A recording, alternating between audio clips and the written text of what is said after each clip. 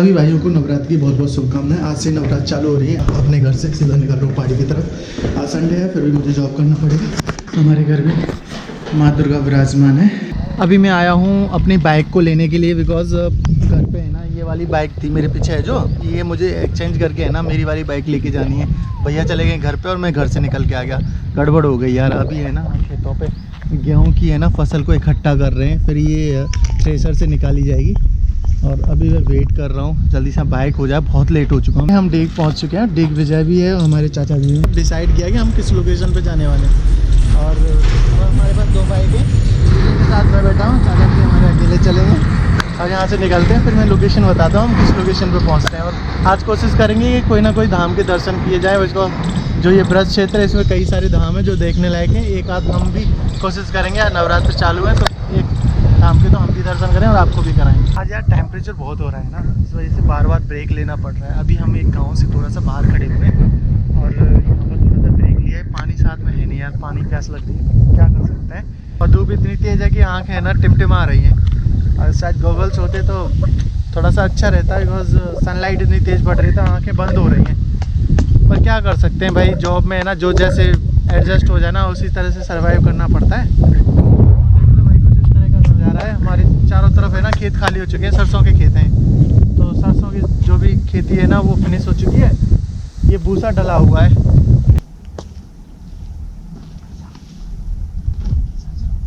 Road लिए आते pack करके तो बढ़िया रहती है।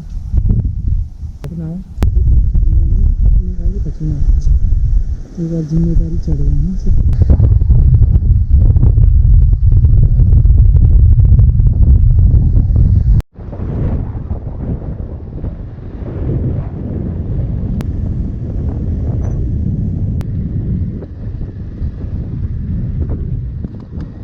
जहाँ पहुँचना था हम वहाँ पहुँच चुके हैं। तीनों लोग हम खड़े हुए हैं बाइक के पास और इस घर के अंदर हमें जाना है। भाई घर के अंदर कोई है ही नहीं, हम बाहर से खटखटा रहे हैं और टाइम हो रहा है 2:45 तकरीबन। सारे लोग दोपहर में सो रहे होंगे या खेतीबाड़ी कर रहे होंगे, पता ही नहीं। 2-3 बार कुंदी है ना खटखटा दी है पर कोई आने का नाम ही नहीं ले रहा। बताओ क्या करें, कैसी सिचुएशन में फंस चुके हैं। इस तरह का हमारा जॉब रहता है, तो कभी कभी इतनी क्रिटिकल सिचुएशन आ जाती है तो समझ में नहीं आता कि हमें क्या करना है। तो वही सिचुएशन में हम बैठे हुए हैं तीनों लोग। देखते हैं, एक बार और ट्राई करता हूँ। कुंदी कट ना पकड़ है, देखो फिर से ट्राई कर रहा हूँ। है क्या कोई? तो तीनों लोग, कटिया बहुत ही हल्की है और 3 लोग बैठ चुके हैं और अम्मा जी से बात कर रहे हैं। देखते हैं क्या होता है। अम्मा जी के लड़के आएंगे तो उनसे बात होगी। तब तक के लिए बस पानी पी लिए और आगे के लिए इंतज़ार कर रहे हैं चाय वगैरह आ जाए और थोड़ी सी हैरानगत उतर जाएगी। जिन भाई से हमें मिलना था ना वो बाइक पे खड़े हुए चाचा जी, हम उनसे बात कर रहे हैं और हम उनको खेत पे ही मिल लिए। मतलब उनका खेत पे काम चल रहा है ना, गेहूँ की कटाई हो रही है। तो हमें क्या है, रास्ते में ये बेरिया मिल गई, इस पर बहुत सारे बेर लग रहे हैं। तो हमने कहा तुम बात कर लो जब तक हम बेर खा लें। कई सारे बेर तोड़ के लेके आए, थोड़े से कच्चे और मीठे से हैं, अच्छे लग रहे हैं। कितने मिल गए विजय तुझे? भाई फाइनली घूमते घूमते है ना फलारी बाबा के आश्रम पे आ चुके हैं। और भाई मैं फलारी बाबा के आश्रम पे तीसरी बार जा रहा हूँ और भाई बहुत ही ज़बरदस्त है। अरावली पर्वत श्रृंखला के बीच में है ये, कुछ इस तरह का रास्ता है। सिर्फ जंगल ही जंगल है, इसमें है ना बाइकें नहीं जाती, पैदल पैदल जाना होता है। बट आश्रम का आज मेन गेट खुला हुआ था, इस वजह से एंट्री मिल गई है अंदर की तरफ जाने के लिए। तो बहुत लकी रहे हैं कि हमें अंदर जाने का मौका मिल रहा है। बाइक बाहर जाके खड़ी कर देंगे और शायद फलारी बाबा के दर्शन हो पाए। मेन आश्रम पे आ चुके हैं और गेट पे खड़े हुए हैं। हम तीनों को जाना कहीं था और प्रभु ले कहीं और आ गए। तो प्रभु की लीला है, जाना कहीं है और पहुंच कहीं गए। कोई नहीं, भगवान श्री कृष्ण जी के दर्शन कर लेते हैं, फलारी बाबा के आश्रम के दर्शन कर लेते हैं, खुद फलारी बाबा के दर्शन कर लेते हैं। जब मैं धन के समान शाम शांति।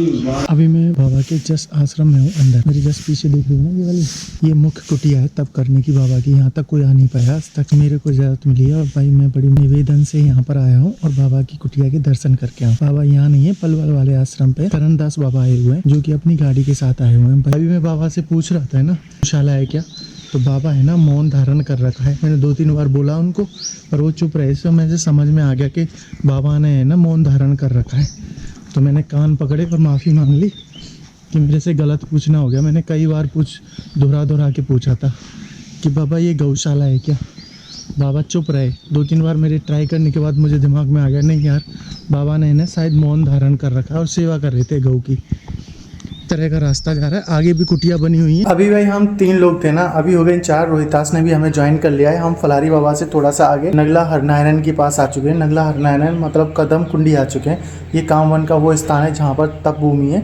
बहुत लोग आके यहाँ संत महासंत तप करते हैं और नागा साधुओं का विशेष स्थान है। नागा साधु ने जब तप किया तो उनकी जटाएं बढ़ गई। जटाएं ना हीस के पेड़ में मतर्ज गई थी, तो उनको सुलझाने के लिए भगवान श्री कृष्ण स्वयं आए थे। जब भगवान श्री कृष्ण स्वयं आए तो उन्होंने नागा साधु ने मना कर दिया, आना है तो जोड़े से आना, राधा रानी को भी साथ ले गया। तब राधा रानी भी साथ में आई नागा साधु, भगवान श्री कृष्ण के साथ नागा साधु की जटाओं को सुलझाने के लिए। तो जो यहाँ पीछे मूर्तियां बनी हुई हैं वो इसी बात को दर्शाती हैं। नागा साधु ने उनकी जटाओं को सुलझाते हुए भगवान श्री कृष्ण और राधा रानी है पीछे मेरे। मैं आपको दर्शन करा देता हूँ, आप दर्शन कर सकते हैं। नागा साधु सामने और भगवान श्री कृष्ण स्वयं जटाओं को सुलझा रहे हैं और राधा रानी पास में खड़ी हुई है। इसी गाँव में आना था जहाँ कदम कुंडी है। तो हमारा जो मेन बंदा है उसका हम इंतजार कर रहे हैं, तब तक हम प्रभु के दर्शन कर लेते हैं। तो देखो भाई चारों तरफ है ना पेड़ ही पेड़ है, बहुत सुंदर प्रकृति से जुड़ी हुई चीज़ें हैं। पास में है अरावली पर्वत श्रृंखला, पास में ही है साधु संत जो तप कर रहे हैं। बहुत लोग श्रद्धालु लोग आए हैं, उत्तराखंड से आए हैं, दक्षिण भारत से आए हैं, कैलकाटा से आए हैं, कई सारे आए। पेड़ों पे राधे कृष्णा लगा हुआ है, राधे राधे धाम है। तो भाई मैं सजेस्ट करूंगा अपनी सिटी से थोड़ा सा निकले और इन धामों के दर्शन करें। एक दिन में पूरे धामों के दर्शन हो पाएंगे। सबसे पहले हमने फलारी बाबा के दर्शन करे, वहाँ आश्रम पे गए, फलारी बाबा मिले नहीं, वहाँ जाकर हमने प्रसाद ग्रहण किया, थोड़ी देर विश्राम किया, ईश्वर से कनेक्ट किया। उसके बाद पहाड़ चढ़ते हुए सीधा यहाँ पर आ गए हम कदम कुंडी पे भगवान श्री कृष्ण का नागा साधु का टेम्पल है, वो दर्शन किए।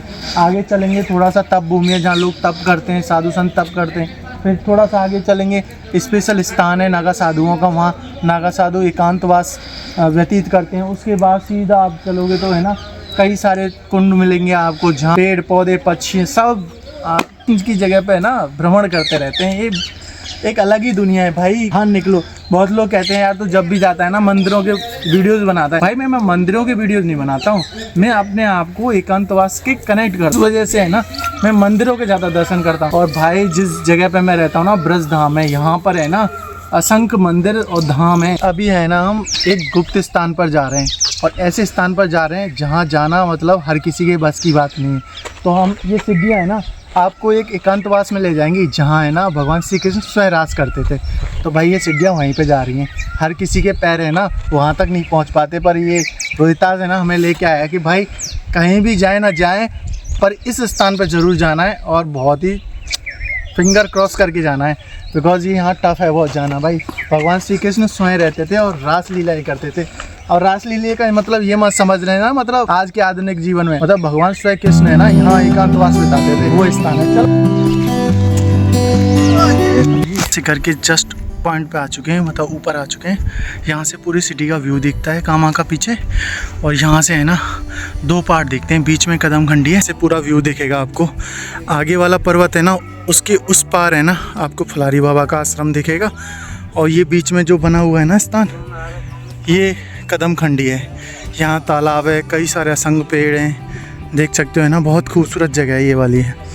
पहाड़ के उस पार भी गांव हैं और मेरे लेफ्ट में भी गांव है। ये पूरा एरिया दिख रहा है ना, यहाँ पर है पूरा जो कदम खंडी है। तो भाई है ना, और सामने दिख रहा है सन और सनसेट होने वाला है। ये भगवान श्री कृष्ण का स्वयं सिंहासन है, यहाँ पर विराजमान होते हैं। अभी के लिए बना दिया है स्थान, बहुत ही सुंदर लग रहा है। यहाँ पर बैठ कर है ना फ़ोटो वगैरह खींच सकते हैं, और भगवान श्री कृष्ण का सिंहासन है। और यहाँ से ये पूरा व्यू दिखेगा आपको।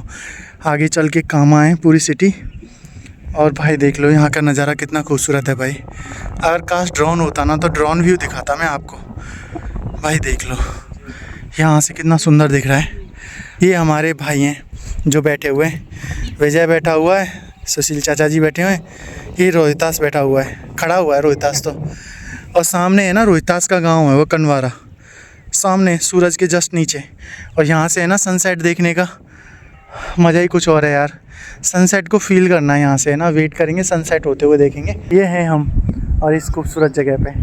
तो देख लो भाई, बहुत लोगों ने तो देखा नहीं होगा। मैं तो यही कहूँगा, ये नहीं कहूँगा मैं अपनी जिस सिटी में रहता हूँ उस सिटी में भी बहुत कम लोगों ने ये जगह देखी होगी।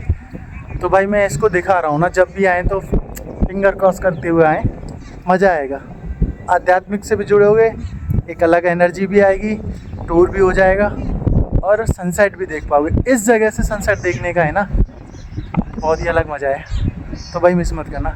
हम बस सनसेट देखेंगे, आज का वीडियो इतना ही रहेगा। सनसेट देखने के लिए रुका हुआ हूँ, सनसेट देखते हैं और वीडियो यहीं तक करते हैं। बस यही वीडियो रहेगा, इतना ही यार। अच्छा लग रहा तो लाइक एंड सब्सक्राइब कर देना, शेयर कर देना।